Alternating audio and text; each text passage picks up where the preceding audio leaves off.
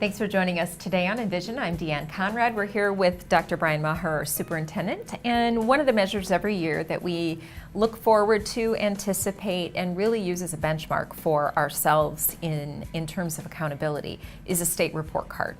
Our students take the high stakes test in the spring, and then it's usually early in the fall when we find out results. How did our results pan out this year? Well, I think very well. You have to look at them overall and put some context to what you see, but I really like where we are. We're never fully satisfied, like any parent or anybody with a competitive bone in their body. Right. But overall, from the big picture, we're really pretty pleased for where we are this year compared to where we were last year. We're very happy. So these tests measure such things as English, language arts proficiency, math proficiency, science. Students in specific grades are tested for their knowledge and then compared against the state. And so when we look at ourselves, Sioux Falls School District versus the rest of the state, what does that mean? Depends on how you look at it. From an overall perspective, we're right in the mix statewide, a little bit above in some areas, a little bit below in other areas, and pretty much where the state is in most areas. Not surprising given the fact that we have about 1/6 of the students right here in this school district. When you account for our large English language learner population, and if you look at our statistics minus the English language learner program, our statistics are above the state average in all areas. So we really have to provide context to what that data is telling us. That's not to suggest that our English language learners aren't important. Not at all. Right. When we look at that group specific and compare them to themselves year over year, they're doing quite well in terms of getting up to speed, closer to proficiency, and we're graduating students out of the English language program at a faster rate than we have in years past. So when I look at our student population minus the English language learner program, I really love what I see.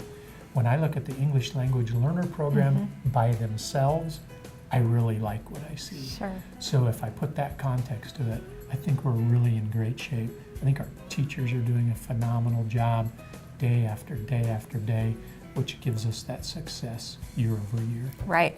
I know for another report we'll be doing coming up, I just received the numbers today about our ELL population, 2,668 in the program as of today. So more than 10% of our students are currently in that program. So that does indicate a large. I didn't know that number. Yeah, this is well, it just came through to me as well. So. Yeah, and that's probably about where we've been. But but I think for the average person in the community or the state, that's probably a revelation. You know, that is with 24,000 K through 12 students. It's significantly over the 10% threshold for us. So that has quite an impact on our statistics. Right. Another significant area that we pay very close attention to is graduation rate.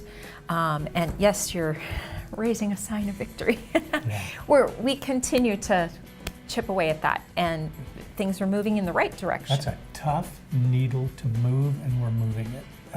Our teachers, our principals, our counselors, our assistant principals, our social workers, et cetera, are doing a phenomenal job, because it's work, and it's work day after day after day, and sometimes you feel like you're running into a wall. But the fact of the matter is, we ticked up year over year again, and that's 3 consecutive years where we've ticked up. I would tell people, we're not cooking the books, because it's not just spiking. Right. It's just a steady Slow trend incline. upward. I love where we're at comparatively.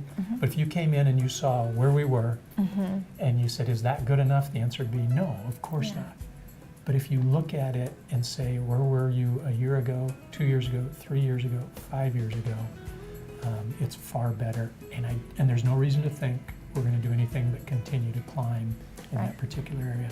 When I think of workforce development, when I think of opportunities for kids to earn money over time, When I think of the benefit to our community and to society with kids having a degree versus not having a high school diploma, the advantages are tremendous in terms of societal advantages. So I'm tickled that that particular statistic continues to move in the right direction. And we'll just keep working at it. We will. Absolutely. Well, hopefully you've learned something today about how we measure ourselves in terms of accountability. If you have more questions, you can visit the state website, the Department of Education website, to check out other scores that are part of the state report card. Thanks for joining us today on Envision.